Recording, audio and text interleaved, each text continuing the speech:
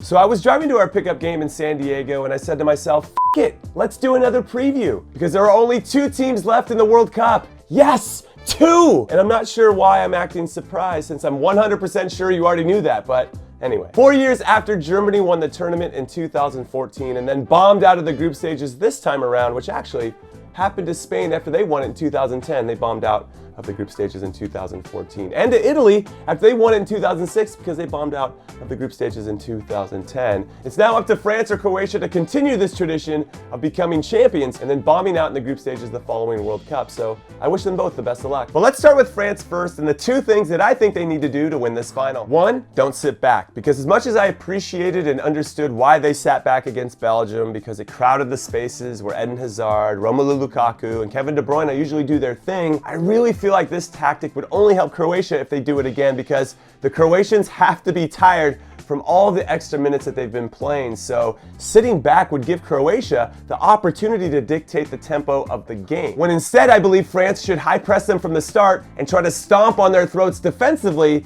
while also playing with urgency and playing forward as fast as possible in the attack to make the Croatians start thinking about how tired they are. Because nothing is worse when you're chasing the ball and you can't get control and you're like, oh, my legs. How much longer is it? 85 minutes. Oh, this game is never gonna end. Can we just go to penalties right now? I mean, this is a real thing.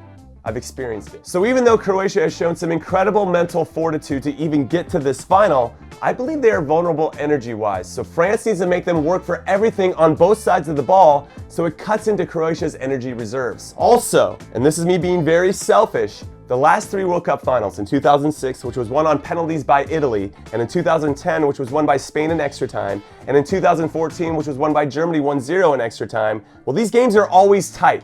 And I think if France comes out swinging, then we should be in for a very entertaining game, and isn't that what we all want? And 2, they gotta boss the midfield, because for me, this is where the game is going to be won or lost. Paul Pogba, N'Golo Kante, and Blaise Matuidi versus Luka Modric, Ivan Rakitic, and Marcelo Brozovic, and who can interrupt whose flow enough to stop attacks and counterattacks before they get started. Also, for comparison's sake, let's say the talents of Pogba and Kante cancel out the talents of Modric and Rakitic. And yes, I know they all bring different things to the table, but let's say we could call that even because they're all world-class players, which means we're left with Matuidi versus Brozovic. And for me, this one is pretty one-sided because Matuidi has been so consistently excellent during this tournament, while Brozovic, though good, hasn't been as good as Matuidi. So I believe that gives France the advantage, but as we all know, they still have to go out there and make the plays to prove it. And as for Croatia, here are their 2 things. 1, forget history, because who cares if they've never beaten France in any of their 5 previous meetings, or that France beat them in the 1998 World Cup semifinals on their way to becoming champions that year, or that France is coming off losing in the final of the 2016 Euros, so they're not gonna wanna lose in another major final again to be considered the Argentina of Europe, right? Because none of that matters. It's in the past, so the only thing that matters now is whether they're ready when the whistle blows, and I get the sense that they're gonna be up for it. 2, let France score first, because it's good luck in the knockout rounds, and in case you were unaware, here's the evidence. Croatia gave up the first goal to Denmark in the round of 16 and came back to win. Then they gave up the first goal to Russia in the quarterfinals and came back to win.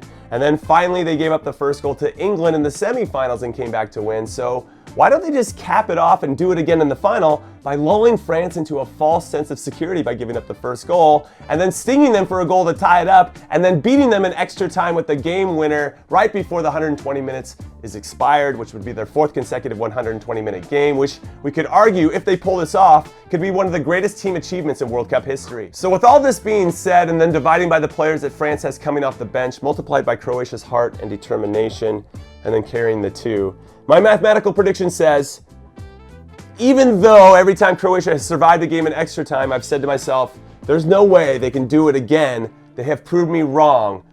I just don't think that Croatia can do it again. They barely beat Denmark, Russia, and England, while France beat up on and were always in control against Argentina, Uruguay, and Belgium. So I'm gonna go with the better, less tired team in this one, and that is France. And they're gonna win, let's say 3-1. But now it's your turn, so let me know and everyone else know down below who you think is gonna win. And if you get it right, you'll be entered to win some Warm Baller stickers and one of our new Warm Baller Street League t-shirts. Have you seen those yet? You haven't? They are straight fire.